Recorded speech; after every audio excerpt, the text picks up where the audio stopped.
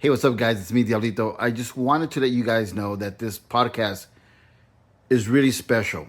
It has to do with the organization called MADD, and you'll learn more about it today here on Los Amigos de Downey Nissan. If you have family and friends that have an alcohol or drug addiction, this is a must watch episode.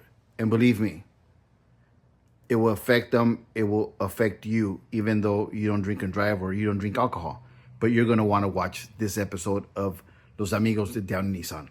Make sure you guys subscribe to our channel. Laters. Every 78 seconds, someone is killed or injured by an impaired driving crash. If I only knew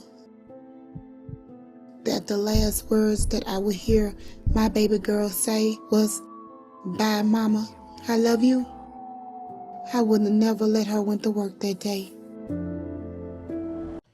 Hey, ¿qué onda, chavos? Bienvenidos aquí a lo que es Downey Nissan, Los Amigos de Downey Nissan. Y el día de hoy, we're doing something special, something super cool. I've always wanted to do something like this, guys, because it is a car-related issue, and we are broadcasting from the #1 Southern California Nissan dealer here in Downey. And I have Georgina el día de hoy, who's going to be speaking to us in regards to MADD. MADD is Mothers Against Drunk Driving, and also have Jocelyn, who lost her mom at a very young age, and she's going to be speaking to us in regards to that as well. Hi, ladies. How are you? Good morning. How are you? Good. Thank you so much for having us here today, especially on this important topic. Yes, I think it's very, very important. Jocelyn, how are you? I'm good. Thanks for saying my name correctly. That was lovely to hear. Why? They usually don't do it right, or what? It's just Jocelyn. I like how Jocelyn. you said it. Yeah. All right, nice. Hey, she liked the way I said it. Nice. All right, so Mothers Against Driving was founded in 1980 here in California. And first of all, Georgina, why did you get involved with this program? Well, you know what? It was just an opportunity that kind of came across my desk, and I stepped in, and it was a completely different world from what I was accustomed to. But I walked in with purpose, able to educate our community, able to share important messages, working with families to storytell in the community. Right. And how long have you been doing this with MADD? How long have you been in this organization with them? Celebrating 13 years. Wow. 13 years. That's quite a lot of time, but I'm sure it's flown by, right? It really has flown by because it doesn't feel like work when you enjoy what you're doing. Right. And what is the mission for, MADD? What's their mission? You're a program director for MADD, right? Yes, I'm here for the Southern California region of Mothers Against Drunk Driving. So our mission is to end drunk driving, help fight drunk driving, support the victims of these violent crimes, and prevent underage drinking. So a lot of crashes that you see out in the news, you don't end up in our office. And so we have free support services to families who've been impacted by impaired driving. We're able to connect them with special services because families are never prepared for funerals. And Right. so we connect them with programs like Victims of Crime to assist. We have where families feel like they're alone in this new journey. We're able to connect them with other families through support services where they're able to connect and, share their grief.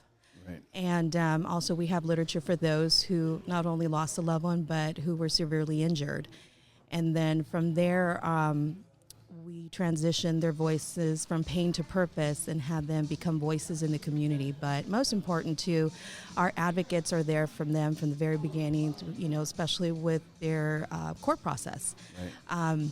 And that is 100% free to the community. So our advocates are there with them, the liaison with the DA's office, law enforcement, anyone who's affiliated with the case.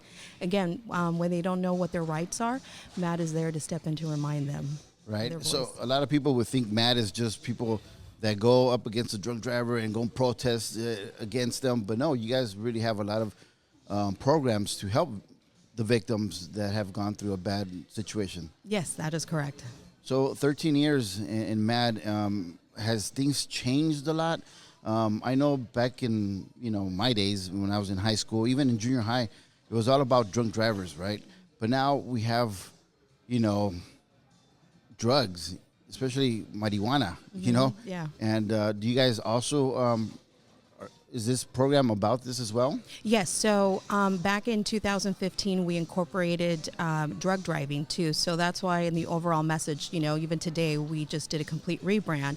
MADD, impaired driving, ends here because of any type of impairment, not only alcohol, but any type of impairing drug, even if it's over the shelf or street drugs. Right. Because it's crazy nowadays because we know that, because I've seen it on the freeway, you got your person with their beer can, and it's upsetting, as a parent, especially. Maybe I thought it was cool when you were young, but as you grow older, you start realizing things that your parents used to tell you, as a kid, and you see this stuff. But now you smell marijuana, especially when you're in traffic. You're like, oh my goodness, because it's really, you could smell it, and Yeah. I'm sure they're impaired just as a drunk driver, right? Oh, yes. Yeah, because a lot of times they think, oh, it doesn't affect me, but it's just as bad or worse. Oh, yeah. So any type of impairment of being not only behind a vehicle, but anything that can cause danger to yourself or to others in the community. I mean, you can get DUI riding a horse, Right. golf cart, being on a skateboard, bike. Right. Now, is there, social media is a big thing. I was going to ask you, and I think I did ask you that, have things changed over all these years? Because you've been in this business 13 years. And have you seen things get worse or better? So MADD has cut drunk driving in half since its inception. But just to kind of give you an idea of some numbers, in 2019, just for the state of California, drunk driving fatalities were 970. In 2022, those numbers have now raised to 1,478, which are scary. Especially when we live in a generation where we have ride shares available. We even have autonomous vehicles like Waymo available at our fingertips. But people aren't still taking that action. Again, we're not against you having a great time, whether it's a time of celebration, that Sunday fun day, or if you're going through some type of dark storm. All we're asking you, and that our simple message is, don't get behind the wheel impaired. Right. That's it. And it's a very simple message. We have, from the ride shares, phoning a friend or family member, making sure you know their phone number, because these days, do we know those numbers by heart? But also most important too, that if you have a designated driver, make sure they're a sober driver, because buzz driving is still drunk driving. Right. Like they said, it's easier said than done. And the 13 years that you've been with MADD, is there a study as to why we're so necios? We're like, no, I'm okay. I could drive. And yet you're like, all right, go ahead and leave from a house party, from a club. Is there any studies as to why we just jump in a car and drive borrachos? We get asked that question all the time, but still, the bottom line is just don't get behind the wheel impaired. And people are still doing so. Right. But that final answer, no. Unfortunately, they're still trying to figure out what that causes. I guess it's our responsibility, right? Yeah, it's a responsibility not only for ourselves, but our community. Right. And today we also have Jocelyn with us. And I'm really thankful for you being here, because I had told Georgina that it would be amazing to have someone come and tell us our story, their story, or your story, because sometimes a lot of people are really, how could I say it? They're like, yeah, it won't happen to me. Yeah, I don't need that information. But yet, like you said, from 970 drunk drivers to 1,478 cases, and it's increasing. And like you said, Georgina, there's ride shares now, and yet it's still happening. And Jocelyn, you were affected many years ago, right? Yeah, I was. Can you tell us a little bit about how it happened? I don't want to take you way back to that day, but I kind of have to, because that way it puts everything in context and perspective as to why we're here. Right. Do you remember that day? I definitely remember that day. Yeah, I remember every part. How of it. old were you, and what were you doing when you heard the news? I was 16 years old. I have two younger brothers, so they were 6 and 11. This was in 2007. And that day, I was at work, I guess, when the accident happened. I was supposed to call my mom. My parents were separated to pick me up from work. And I lived close to her house. So she wasn't answering the phone, and I started walking to her house. I had a friend end up picking me up at her house, still unaware that she was in an accident, just thought she wasn't answering her phone. We ended up going to the Del Amo Mall. I grew up in the South Bay.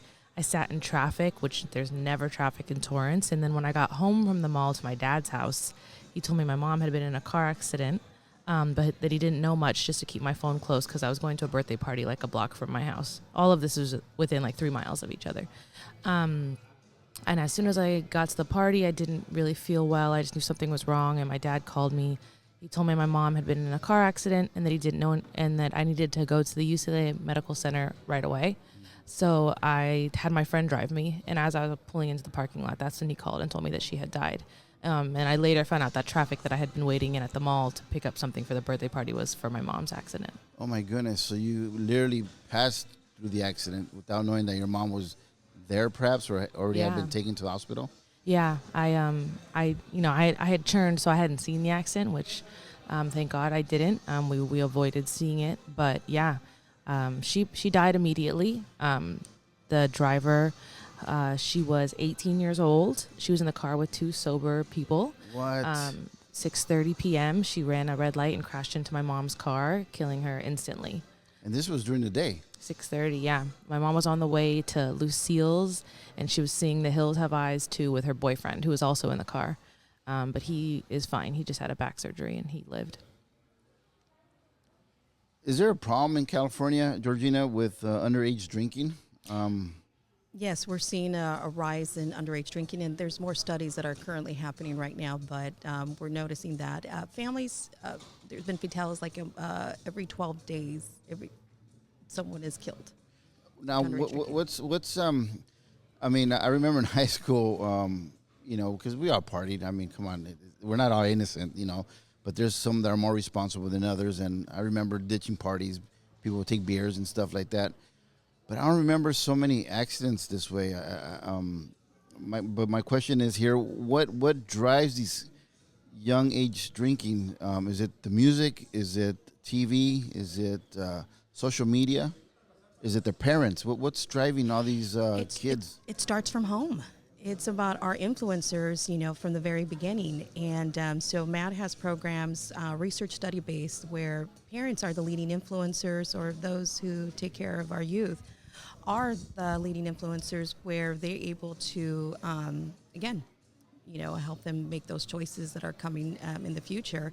And so we always have, workshops where it's called Power of Parents, to have intentional conversations with the youth regarding the dangers of underage drinking and having an understanding of what the side effects are, because that's why they set the legal drinking age at 21, because the brain hasn't fully developed. Right. And understanding those consequences of what can possibly happen. And if they're ever in a predicament, the most important thing is never to enter a vehicle with someone who's impaired.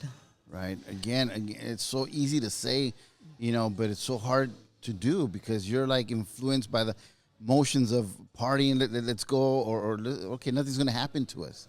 You just reminded me, I've been speaking for MADD since before Georgina actually worked with Southern California. You've been doing this since you were 16? My mom died when I was 16. I started when I was 18 with MADD in LA. And I remember I spoke at a middle school a long time ago, maybe 14, 13, I don't know, years ago. And I remember thinking it was so weird to tell this story to 6th graders, 7th graders who Right. are far from driving. And a little girl came up to me and she was like, my parents drive drunk all the time and it scares me. And when you talk about like kids being influenced by their parents, Right. if she didn't have that fear, maybe if I didn't speak to her, she would have thought that was appropriate. And I had to tell the teachers, and, I passed it on to them to figure out what to do. But you're right, it really does start with how you show your kids what's responsible to do. Well, both of you are definitely influencers in the sense that you guys are active of promoting what's real out there in the street. Not to make them menos or anything, but putting makeup influencers is not influencing. You guys are influencers. You've been doing this since you were 18, and so. Yes, the parents nowadays, I have a lot of friends who are educators, and they're having so much trouble with kids nowadays because their parents just don't give a rat's ass, about anything. So these kids are more prone to maybe drink and smoke and do drugs, correct? I mean, it's just reality. You know, a lot of people don't like saying it so harshly, like maybe I just said it, but it's the truth, I think. Where if parents don't care, then the kids aren't going to care, right? Yeah.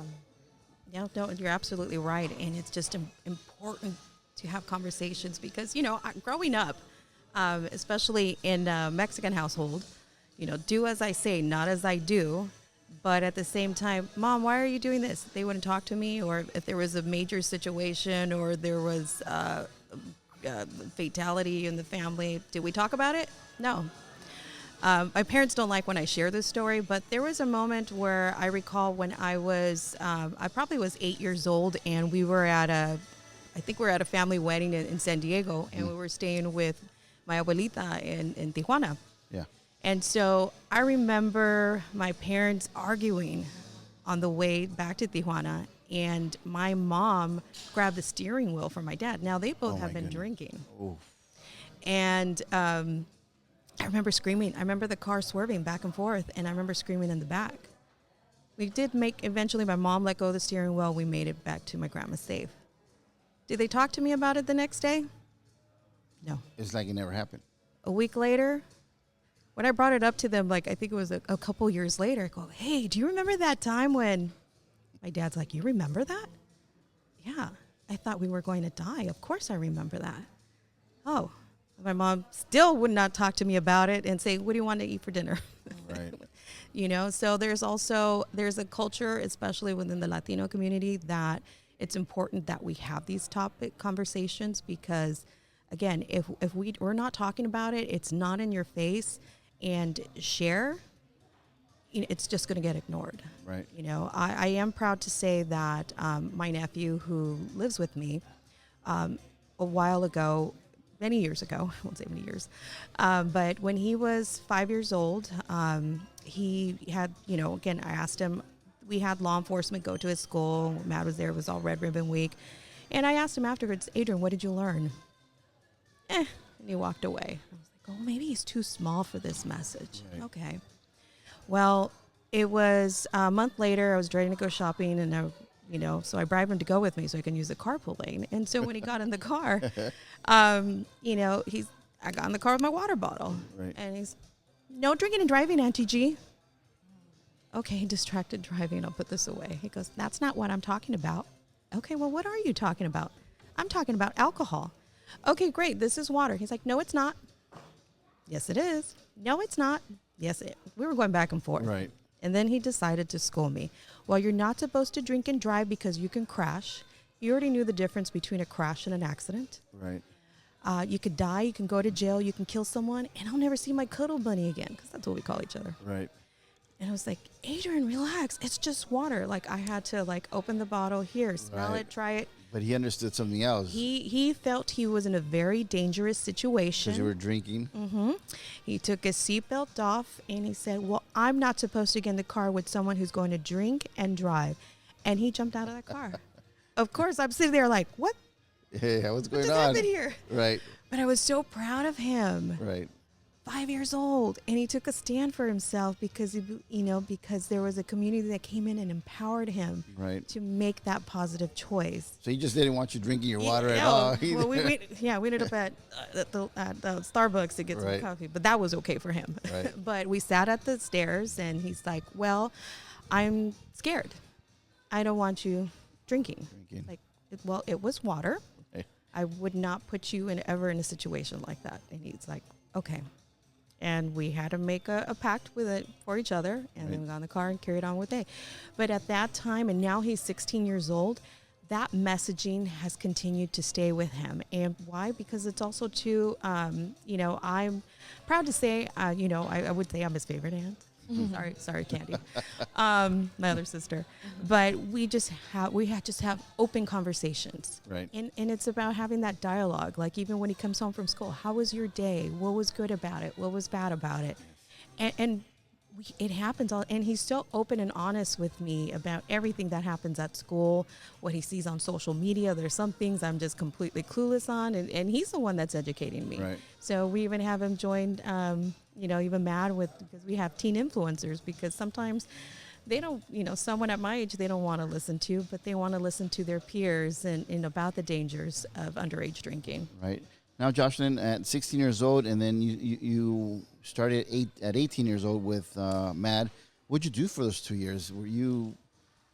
Did you get depressed? Were you going through anger issues?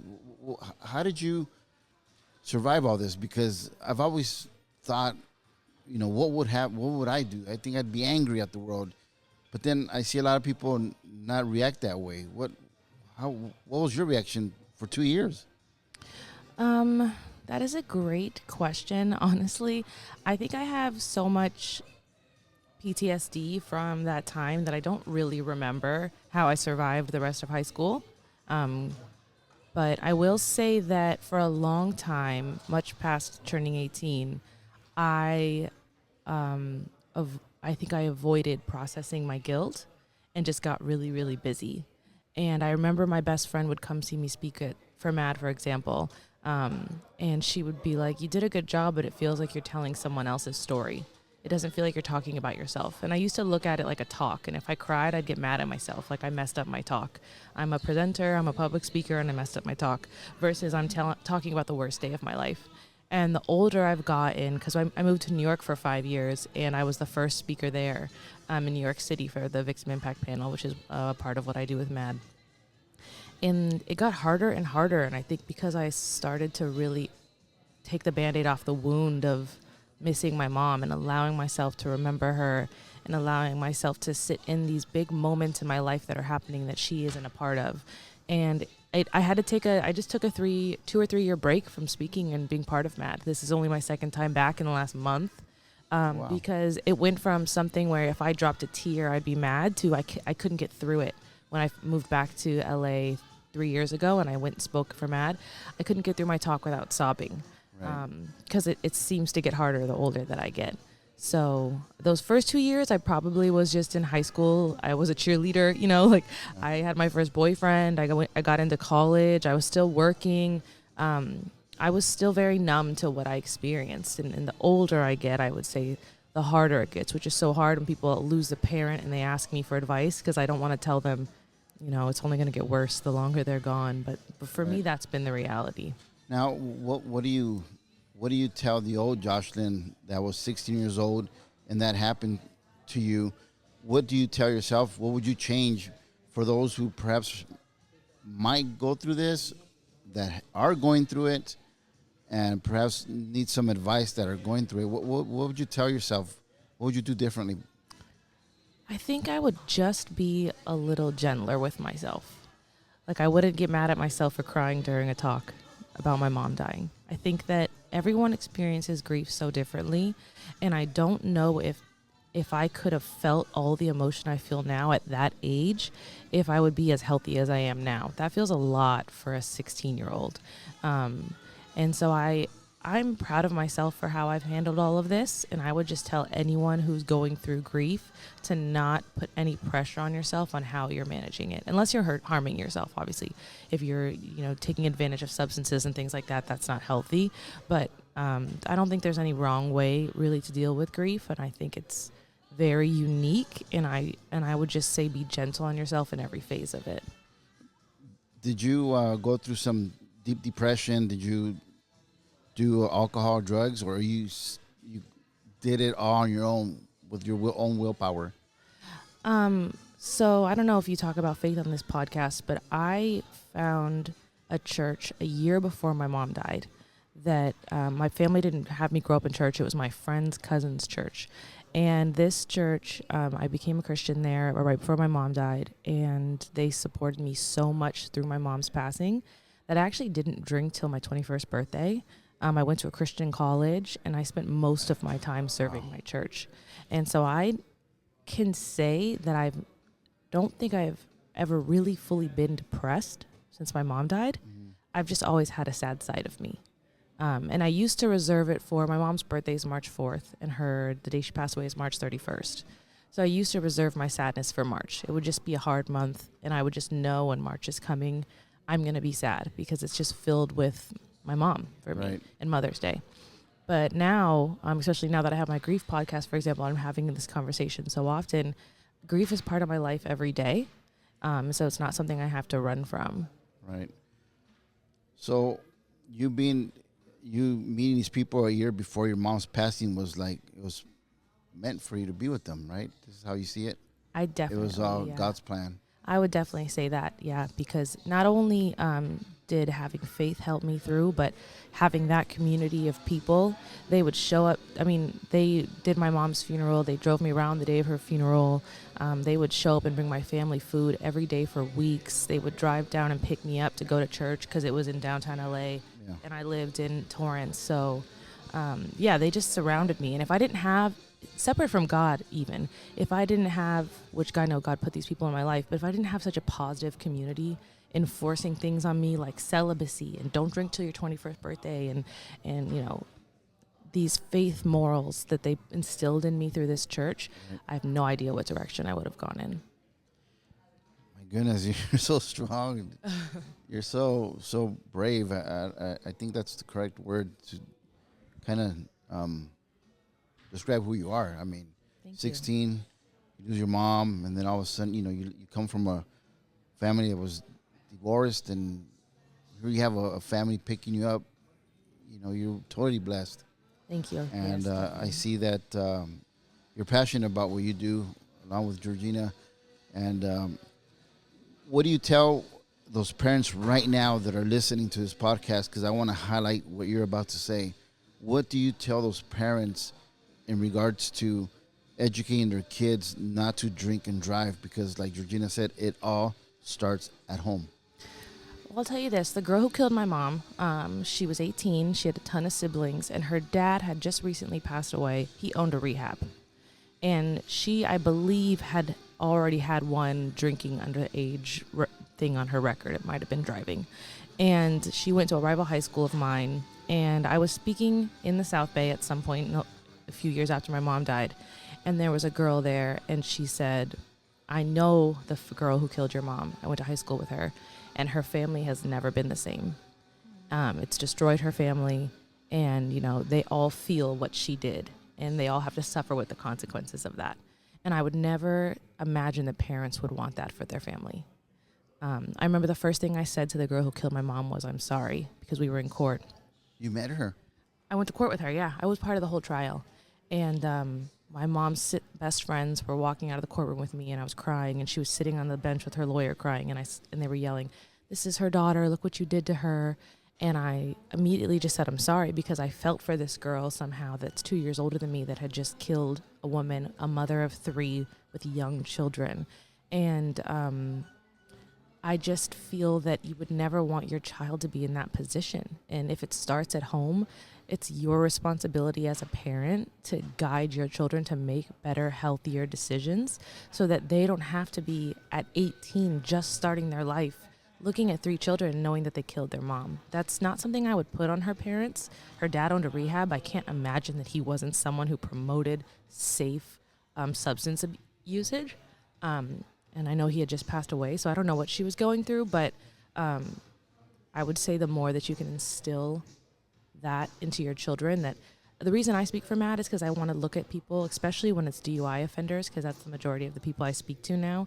You're getting a second chance. You don't have to go to court with me. You don't have to hear me write a letter to convince the judge that my mom's life mattered, and that's why you should give this person a sentence. You get to make a better choice next time. And I just hope that parents who are listening to this know that they have a chance now to make sure their children know that they don't want to be in that position either. So you speak to direct DUI drivers? Yes. So there's a victim impact panel that's mandated, I believe. After you have a DUI, you have to go hear a MADD panel, victim impact panel. So in the beginning of my time with MADD, I did that a lot, as well as I spoke for the every 15-minute program at a ton of high schools.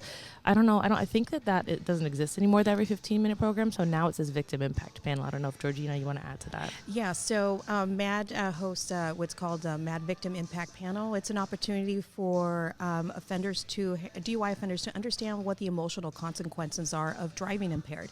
You know, most just get their DUI, they do their educational classes, but, you know, they carry on. but they don't understand what the ripple effects are, Right. you know, like Jocelyn's stories and many other, where how it's impacted their lives and everyone else's lives. It's not only the families, but, you know, the driver. You know, I've sat in court many times where I see two sides of the families, because unfortunately those who've gone through our victim impact panel class, they've now received the education of what the dangers are of drinking and driving. If they choose to drink and drive again, and the results of that driving, someone is killed, now they can be charged with second-degree murder. That's just crazy. It's mind-blowing, because you mentioned earlier we see on the news, and there's a lot of other crashes that we don't know about, but the ones that do make it into the highlight reels on the news, sometimes they're second, third offenders. What's going on through their mind? It's so mind-blowing, especially now that I know that if you're offended, if you do a first offense, and they have to go talk to one of you guys, and they still don't get it. It's crazy. Like, what? Yeah, and it's unfortunate, you know, because I've had to sit and testify, you know, what the course is about, the stories that were shared, and a lot of these cases do lead into that second-degree murder conviction. And so in these classes, you know, even during a pandemic, they carry on in person.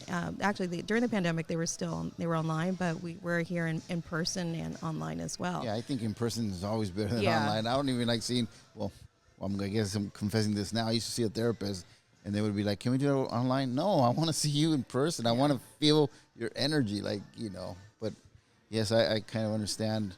But it's crazy. It's just mind-blowing, Jocelyn, Georgina, that these people, it's crazy that you guys go and talk to them, and yet it's like they literally say goes in through one ear, comes out the other, right? Like, And there's a good portion that I will say that, Listen. okay, yeah, they listen, they receive the tools to help them be successful moving forward. But, you know, there's just going to be that select few who decides to take makes another choice, you know, and that's another story.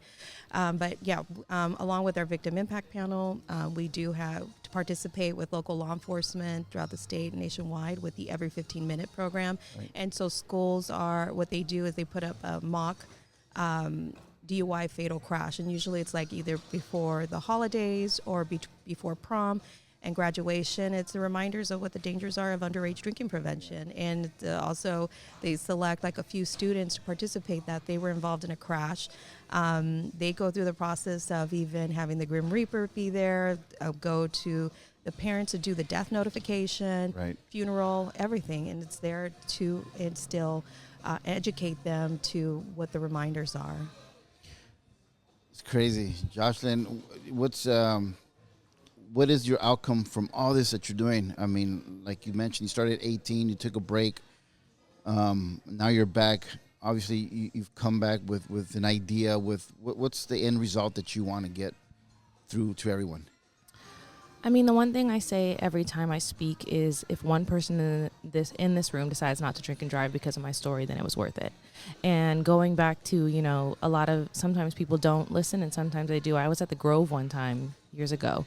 And this man came up to me and with his family, and he was like, I saw you speak and I'll never drink and drive again. It made me think of my kids, and his kids were there. And he was like, it meant so much. And that's the only time I've ever received that kind of feedback, seeing someone, you know, but that really meant a lot to me that Right. it impacted him. But at the end of the day, I want my mom's legacy to live on.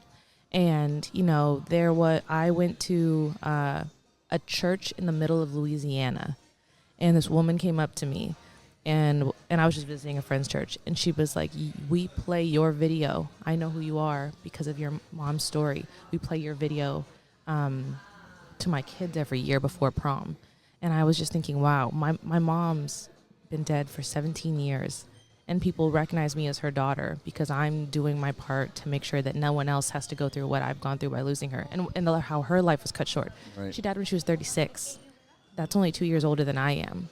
I have friends who don't even have their life together that are older than her, you know? Right. And it's crazier the closer I get to that age, how I realize how young she was. So Right. anything, I mean, Georgina will send me photos of, you know, my mom, a vigil that we did for MADD, and they're using my mom's picture on the news now. And anything I can do to further my mom's legacy and to prevent anyone else from going through what I've gone through is always worth the heartache that it could cause me to do things like this. Wow. I actually have a story that because I got mad, really mad one day. There was a very tragic car crash that took place in Diamond Bar where 6 individuals were killed by someone's choice. She was a repeat offender, underage drinking. At 16, she got a DUI, and then at 20. Is this the wrong side driver? Yeah, wrong way driver. Wrong way driver. And so MADD stepped in and did a vigil. Now, I think I've shared with you, working in PR in previous years. Of course, when you're doing media pitching and trying to get people there, it was always tough, especially for events. Yeah.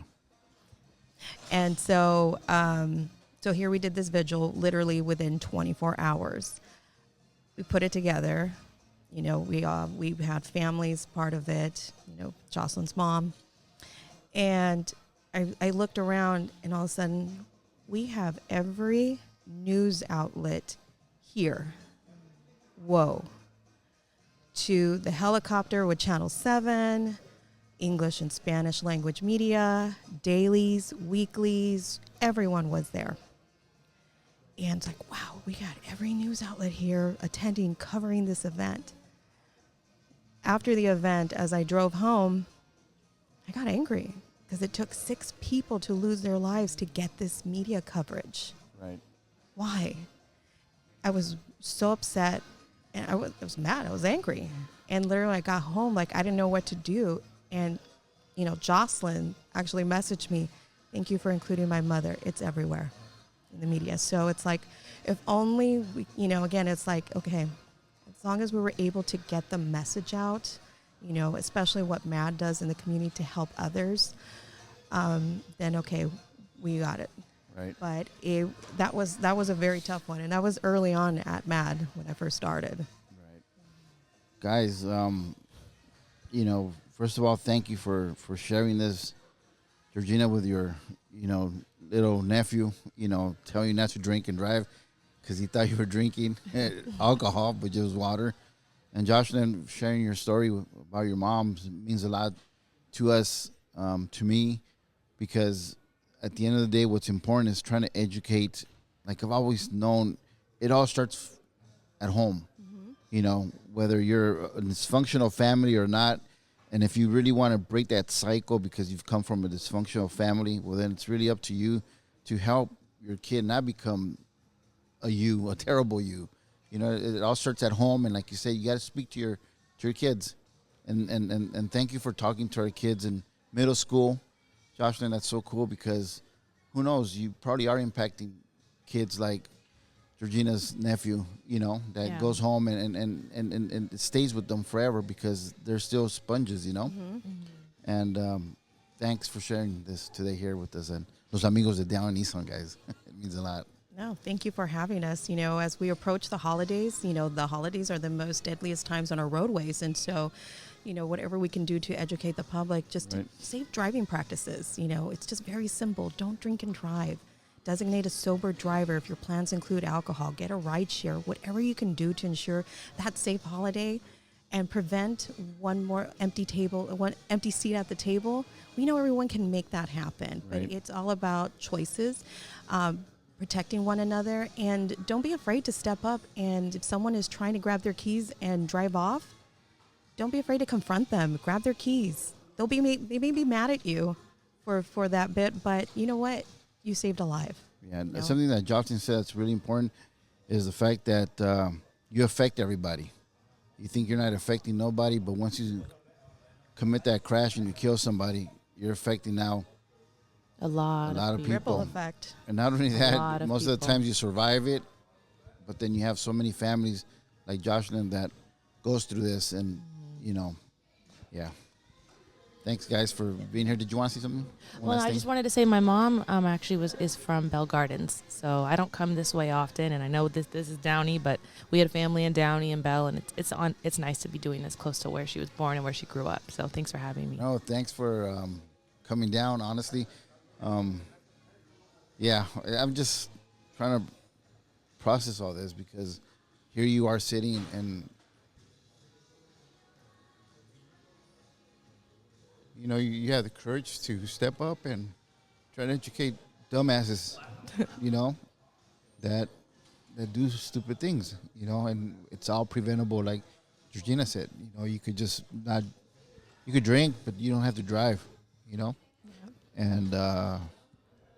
And you saying that you don't come around here, I'm sure it was like when she told you, hey, you got to go to Downey, you're like, oh, I have to.